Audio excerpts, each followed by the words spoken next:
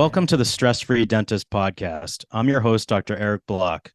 As always, I want to inspire, entertain, and educate you on the best tools and technologies out there. My goal is to help make your practice and career more profitable, efficient, and most importantly, more enjoyable. And check out all of my nonfiction and children's books on Amazon, and check out the stressfreedentist.com for any upcoming events. And if you're feeling you're a dental professional that's burnt out, or you just feel stuck or want to get to that next level, visit the International Academy of Dental Life Coaches or www.iadlc.com, and we'll get you matched up with a life coach that understands dentistry. I also wanted to thank our amazing sponsor, Equa Marketing. They have helped me and my practice over the years to improve with SEO and website performance. And to find out how you can make your practice dominate in your area, go to www.equa.com/MSMSFD to book your complimentary meeting. Again, that's www.ekwa.com/MSMSFD. All right, everyone, welcome back to another episode. And today I'm joined by Steven Huskey, and he is a certified exit planner. Blue Water Dental Advisors is his company. And we're going to hear all about how he helps dentists. Steven, thanks so much for joining us. Honored to be here, Eric. Thanks, man. Steven, I want to get into all about how you help dentists and everything that you do regarding financial planning. But first, take me back to how you even first got involved with helping dentists. Well, when I went to college, I originally started on a pre-dental program. So I was going to school to be a dentist.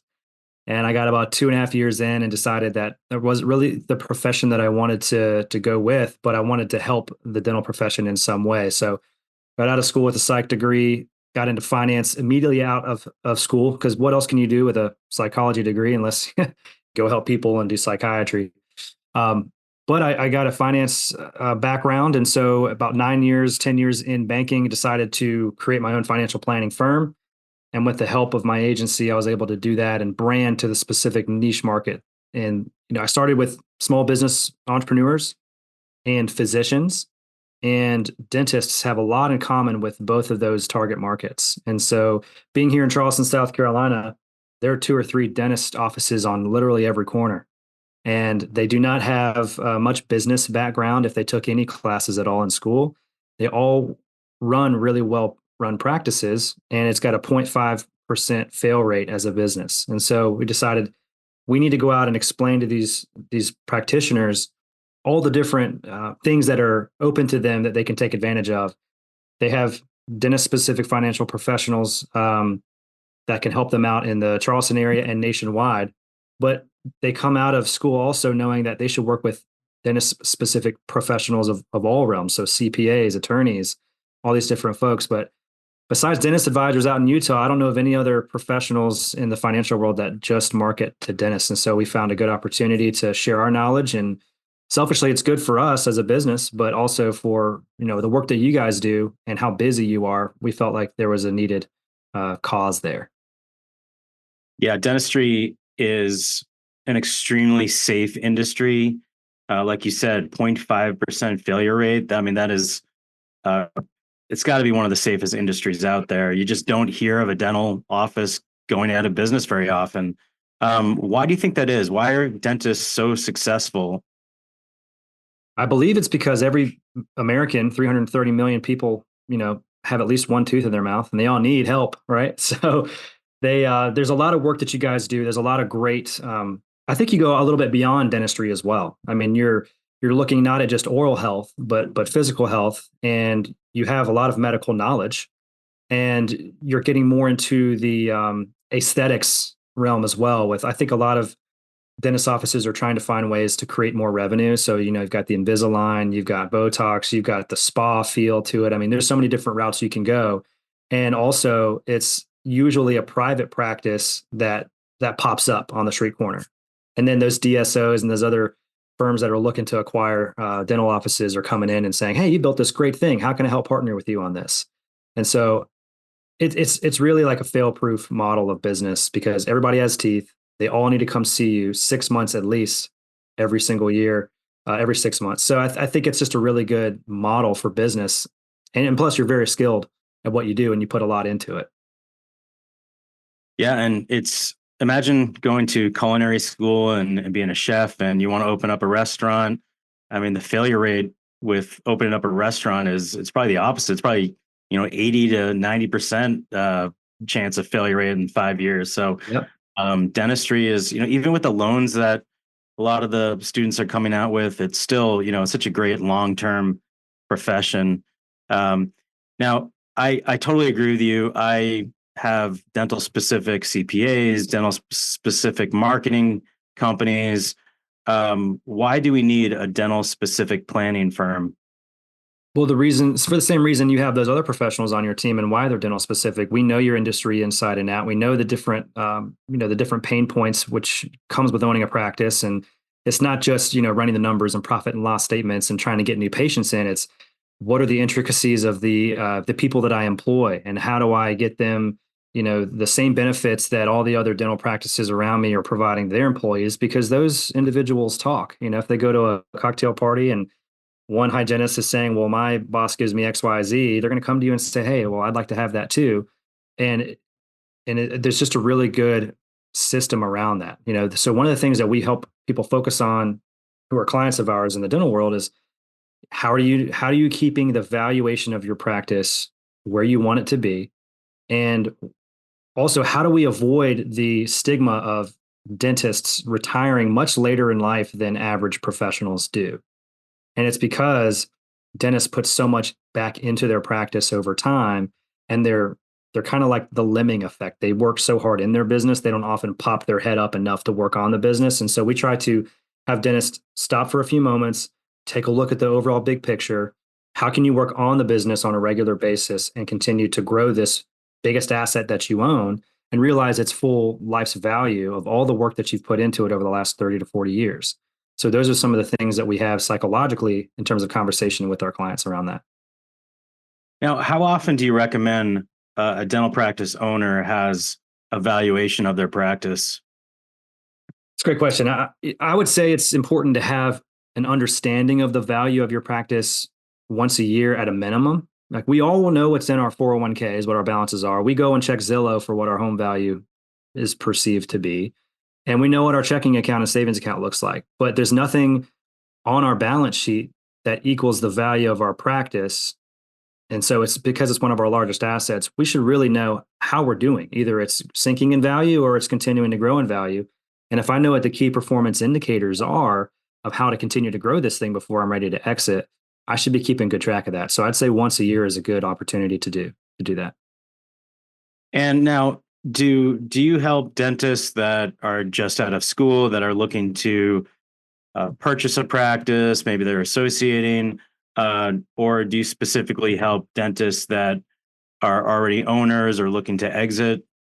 It's a great question. I think we do have someone on our team who works specifically with those associate dentists before they buy their practice, and we do more of like the personal financial planning experience with them, like helping them get their finances right, helping them find the right lender who will cater to dentists looking at practice finance and all of those things. Brandon and I, my co-founder, we just work with the tenured dental practice owners. That's our specialty. But yes, we do have someone who does that. We also have partners around the nation who focus on placing these dentists either in a practice as an associate or trying to find a practice which they could purchase.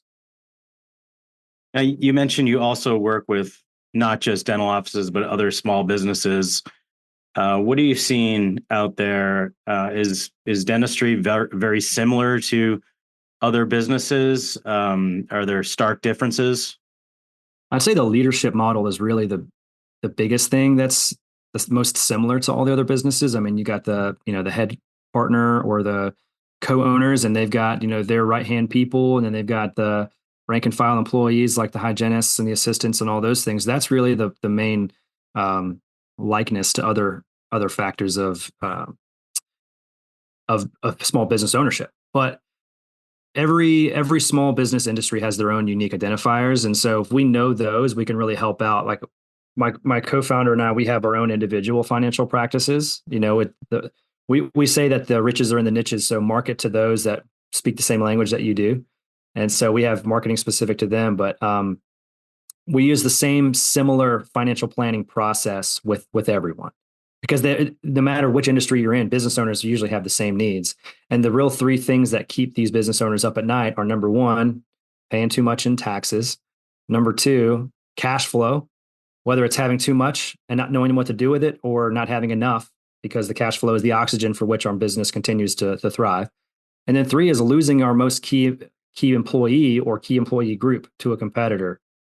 And if we were to lose them, how badly would that hurt our revenue and our growth potential? So we focus on those three things as part of our model. And can you talk a little bit more about leadership and how that can really help a dental office succeed? Because, I know personally, I struggle with being a leader every day. It's not something I was gifted or naturally born with. It's something I had to work through. We weren't taught about it in school. What are you seeing the successful dentists doing out there?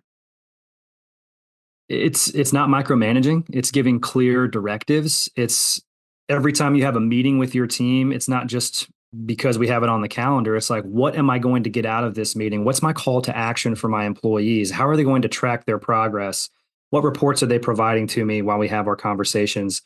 And it's also in terms of being a good leader, it's how do I incentivize and align these employees' behavior with my specific goals that I have as a business owner.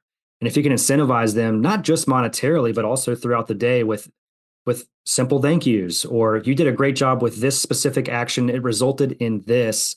This is how it impacted not only the patient, but the firm as a whole. Giving specific examples of things they did well or things that maybe they didn't do well and have an opportunity to provide help around that, it goes a long way. So, reading books on leadership, finding ways to be, find their personalities and coach to those personalities is super important. Like, yes, you're a business owner and you want to grow this thing, but you need everybody else rowing the same way that you are on the boat. So you got to get them on board too.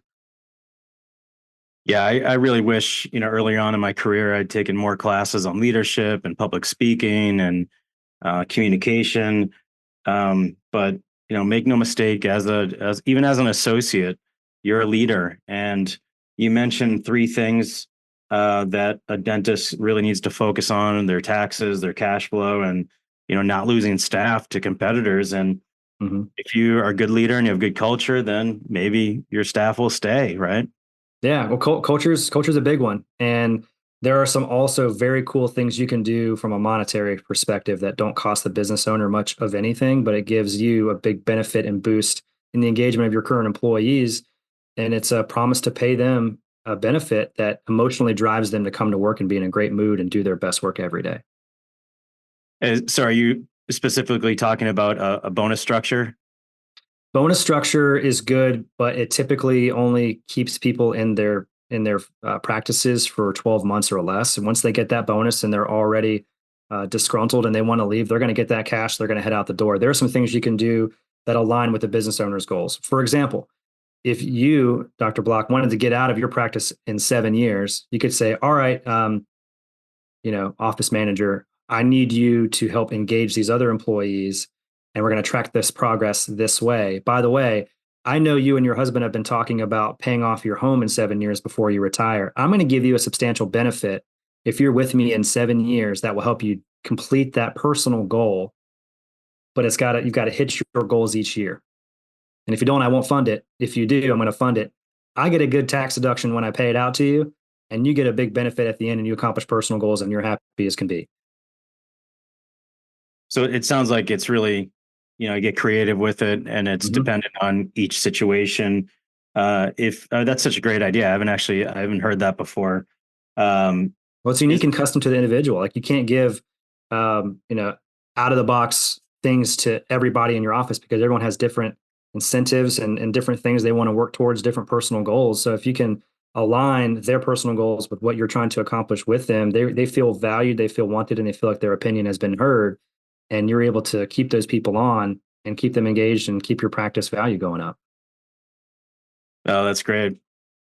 Now, for the business owners out there, how best to maximize your profits with when you're a certified exit planner.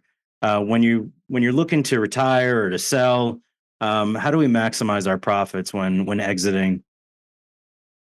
Let me ask you this question. When you sell your business, do you want your valuation to be high or low? Hi. Right.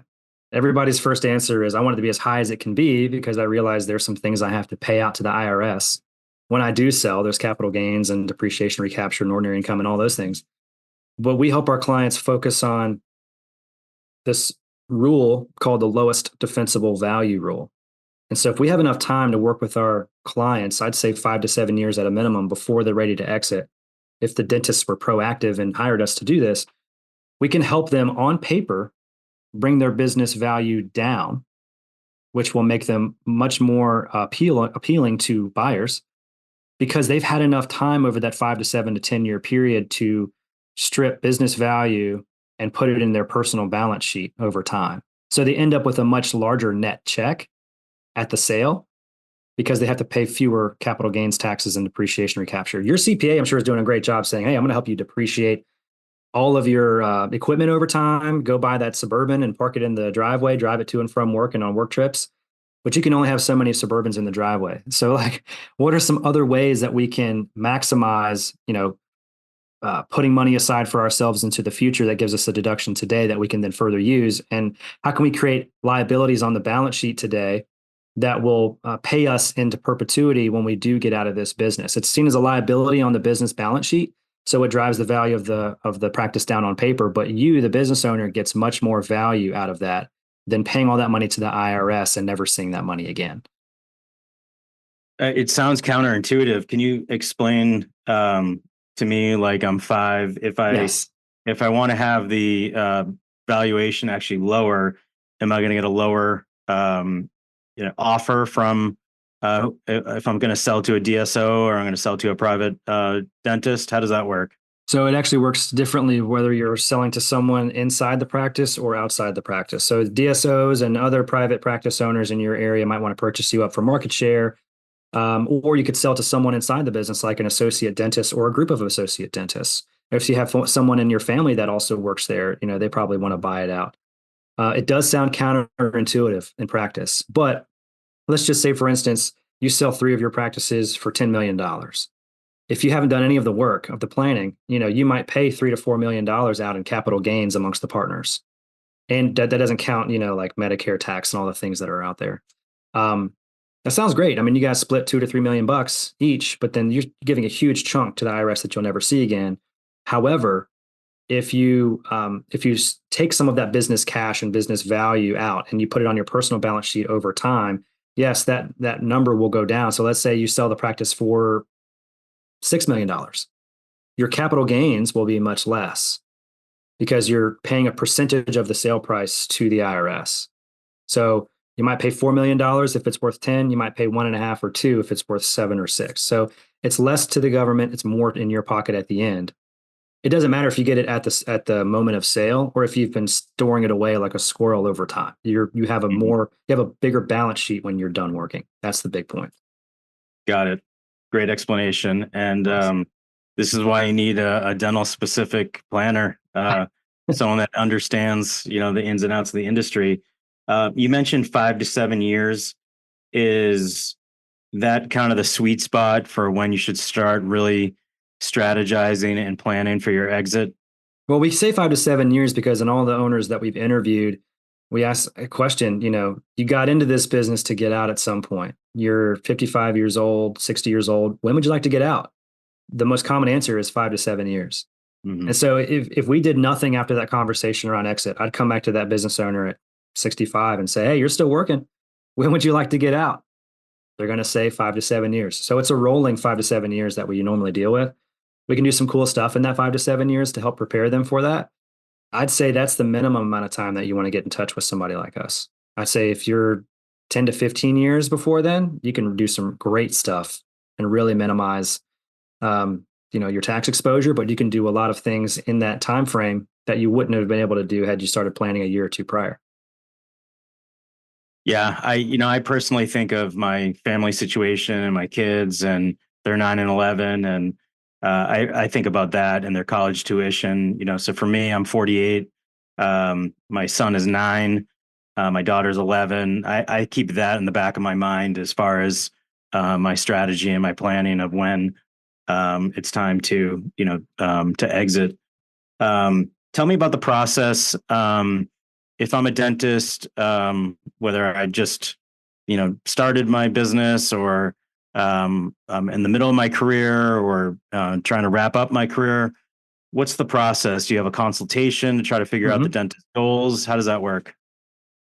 That's a great question. So the first meeting we have with our dental prospects is just getting to know them one on one as an individual and as a business owner. It's more of a it's more like sitting down on a therapist's couch and just unveiling everything that you have in terms of personal goals and professional goals and legacy and estate and all these things that come up. And in order for people to be free flowing of information, they really have to trust us. So we've got a lot of content online that shows that we know what we're talking about. We got a lot of marketing going on so we can develop trust up front. So that first conversation is what we call the financial business owner blueprint. And what we do is we get all of your goals and all of your concerns and all the things that you told us were super important, and we put that into a paragraph, and it's called the financial mission statement. And that's what we revert back to every time we have a conversation. Is this summarizes everything you'd like to accomplish, all the things that we're helping you accomplish now, and recommending to you over time, getting the client's feedback and saying, do you think it helps accomplish this? Our clients always have the right to vote on the choices that they make. We don't ever tell them to do anything. We just bring education and our opinions to the forefront, and they decide what they want to do. So it's no pressure. I think people really enjoy that. That's the first step. The second one's called the business owner blueprint. I'm a business owner myself. I run two businesses. I have three daughters, and I'm always constantly studying in my field. So I take my CFP exam in July. Hopefully I pass. We'll see. And just like you own, multiple practices. You've got two kids. You've got different dentist partners in your practice, and so all too often we don't peek our head up and look at the business and how it's going to grow. We make these decisions quickly. We buy products, we get insurance, we listen to our CPA, we get our taxes done, we do all these different things, and over time, like those things accumulate into what we call the financial junk drawer. Everyone has a junk drawer. What's inside of it is different for everybody. So our job is to pour that drawer out onto the table and organize everything. So all the decisions they make here on after into the future are all based on clarity and knowledge versus just guessing that this might be the best thing to do. We can go through different scenarios with people. So we get everything they have financially on one page, and they have access to it on an app so they can see all the tasks and everything on there. So that's super important. Then we focus on leading with cash flow. One of our biggest value drivers is helping the practice understand their cash flow. What's coming in, what's going out? Is every dollar being put to its highest and best use? Are we optimizing every dollar that we're spending? And so we can go through and do a cash flow analysis and see, hey, you could redeploy these assets elsewhere and you can get a lot more out of these dollars. Let's stretch a dollar as far as it can go. Fourthly is this practice and the cash flow this practice generates not only for you, the dentist practice owner, but those that you employ and those people's families. This is more than just about you. It creates positive ripple effects in your community. So how do we best protect this great asset from the three black swans: lawsuit, disability of a business owner or employees, and premature death? What does the buy-sell agreement look like? Is it properly funded? Did I do that 10 years ago and now it's vastly underinsured? Like, what are the things that I have to take care of now and keep up with that valuation? So protection is a big one. And then lastly is growth via people. This is your greatest asset on your balance sheet, Eric, but the greatest asset of the business are the folks that you employ. So like I mentioned before, getting those employees' behaviors lined up with your personal goals as a business owner and having them work towards a greater cause versus just showing up to work and doing their job. How are you compensating them for that?